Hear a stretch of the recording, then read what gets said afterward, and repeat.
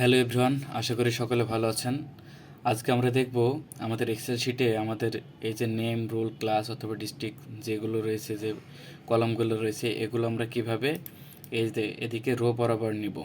তো সেটি আজকে আমরা দেখব শর্টকাটে। তো এটির জন্য আমরা প্রথমে এগুলো সিলেক্ট করে নেব সবগুলো। দেন আমরা Ctrl+C মারবো, কপি দেব। তারপর আমরা যেখান থেকে আমরা রো বরাবর শুরু করব সেখানে ক্লিক করে দেবো একটা। তারপরে Alt+ES প্রেস করব। দেন এরপরে এখানে ট্রান্সপোজ মেরে দেব। তারপর এখানে ওকে করে দেব। এই যে আমাদের সবগুলো কলাম থেকে আমাদের এখানে রো বরাবর হয়ে গিয়েছে। এই যে এগুলো সবগুলো আমার রো বরাবর চলে আসছে। তো এটি ছিল আজকে ছোটো টিপস। আশা করি আপনাদের ভালো লাগবে। ধন্যবাদ সকলকে।